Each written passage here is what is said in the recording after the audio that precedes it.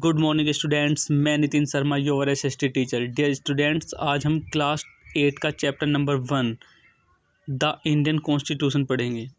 तो बच्चों, कॉन्स्टिट्यूशन जैसा कि आप डिस्प्ले पे देख पा रहे हो, कॉन्स्टिट्यूशन का मीनिंग है ए सेट ऑफ रूल, यानी कि रूल का एक सेट, एंड बेसिक लॉ, जिसके अंदर सामान्य कानून हो। तो बच्चों, जब भी कोई तुम्हें, जैसा कि आप सभी जानते हो बच्चों, कोई भी गेम हो, चाहे कोई भी कार्य हो, हर किसी चीज़ को करने के लिए कुछ बेसिक रूल्स रहे हैं। मान लो हमें कोई भी देश, किसी भी देश की अगर बात करें, किसी भी देश को चलाने के लिए हमें बहुत सारे रूल्स की ज़रूरत पड़ेगी।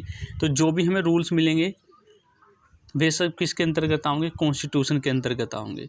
जैसे बच्चों, मान लो किसी ने कोई गलत वर्क कर दिया, मान लो किसी ने कहीं पे चोरी कर ली, तो उसके चोरी के लिए मतलब कि जो भी पनिशमेंट किया जाएगा, पनिशमेंट के बारे में कहाँ पे लिखा रहा होगा? कॉन्स्टिट्यूशन के अंदर लिखा रहा होगा। तो यानी कि जितने भी हमारे नियम हैं वे सब कहाँ होंगे? कॉन्स्टिट्यूशन के अंदर आएंगे। बेसिकली अगर हम बात करें तो जो कॉन्स्टिट्यूशन है बस रूल्स की एक किताब है, उसके अंदर बहुत सारे इस तरह के रूल्स लिखे हैं कि यदि ऐसा करेंगे तो हमें ये पनिशमेंट मिलेगी, ये पनिशमेंट मिलेगी। और बस केवल पनिशमेंट नहीं बच्चों, इसके अंदर हमें पावर्स भी मिले हैं। जैसे कुछ लोग हैं, जैसे गरीब लोग मान लो, यानी कि हमें कॉन्स्टिट्यूशन ने ये अधिकार दे रखा कि राइट टू एजुकेशन, के शिक्षा का अधिकार सब है। ऐसा नहीं है कि हमें केवल पनिशमेंट ही उसके अंतर्गत है, उसके अंतर्गत हमें बहुत सारी सुविधाएं भी मिली हैं कॉन्स्टिट्यूशन के अंदर। तो बच्चों, आज हम थोड़ा सा इसके बारे में पढ़ेंगे डीपली। ये जो इसकी डेफिनेशन है, इसके बारे में मैंने तुम्हें अभी ये बताया कि एक कंट्री, जब भी कोई कंट्री चलेगी तो उसे चलाने के लिए क्या ज़रूरत पड़ेगी? रूल्स और सिद्धांत की ज़रूरत पड़ेगी, ये इसमें लिख रहा। उसके अंतर्गत हमें power and function of right to people, यानी कि लोगों को बहुत सारे अधिकार भी मिलेंगे इसके अंदर। ठीक है, तो बच्चों अब दूसरा एक और पढ़ेंगे इसके बाद। Our constitution was apply on, यानी कि हमारा कॉन्स्टिट्यूशन कब अप्लाई हुआ? इसमें लिखा 26 जनवरी 1950, यानी कि 26 जनवरी 1950 को हमारा कॉन्स्टिट्यूशन अप्लाई हुआ। ठीक है, इस डे को हम क्या बोल रहे हैं बच्चों? The day celebrated as Republic Day. Republic Day के नाम से इसे जाना जा रहा है सभी को, जैसा कि आप जानते हो अच्छे से।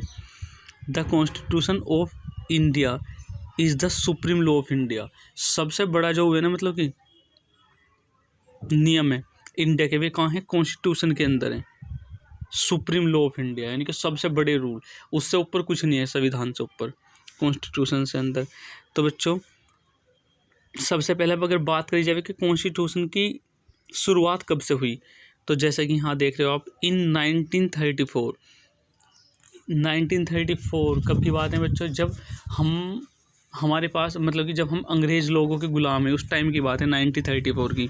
The Indian national Congress made the demand for constitution, यानी कि सबसे पहले जो, जैसे बच्चों अभी तुम्हें पता है इस टाइम भी बहुत सारी पॉलिटिकल पार्टी इंडिया में है। उस टाइम बस एक ही पार्टी सबसे बड़ी थी, जिसका नाम है इंडियन नेशनल कांग्रेस। तो सबसे पहले उन्होंने ही कॉन्स्टिट्यूशन की डिमांड करी बच्चों कि हमारा भी एक कॉन्स्टिट्यूशन होना चाहिए जो कि बिल्कुल अलग हो। अंग्रेजों से हमने डिमांड करी उस टाइम। तो ठीक है बच्चों, दूसरा पॉइंट है इसमें, डूरिंग सेकेंड वर्ल्ड वॉर, यानी कि सेकेंड वर्ल्ड वॉर के दौरान हमने अब एक आज़ाद कॉन्स्टिट्यूशन की असेंबली बनाई, मतलब कि एक असेंबली बनाई जिसके अंदर बहुत सारे मेंबर है जिन्होंने कि उसके ऊपर वर्क कर रहे हैं कॉन्स्टिट्यूशन को बनाने के ऊपर। ठीक है, तो बच्चों इसके बाद कब तैयार हुआ ये? बिटवीन 1946 से लेकर 1949 के बीच में भी बना, यानी कि दिसंबर 1946 से लेकर नवंबर 1949 के बीच में भी बना। यानी कि उन्होंने अपना ड्राफ्ट जमा करा कि ऐसे ऐसे रूल होने चाहिए, जो भी हमारी असेंबली ही जिसके अंदर वे मेंबर है, सब ने इतने बीच में। तो इस जो टाइम पीरियड है इसका, इसमें जो टोटल टाइम पीरियड रहा बच्चों, 2 ईयर 11 मंथ और 18 डेज, यानी कि इतने दिन बाद हमारा कॉन्स्टिट्यूशन बन के निपटा। 2 साल 11 महीने और 18 दिन। तो बच्चों,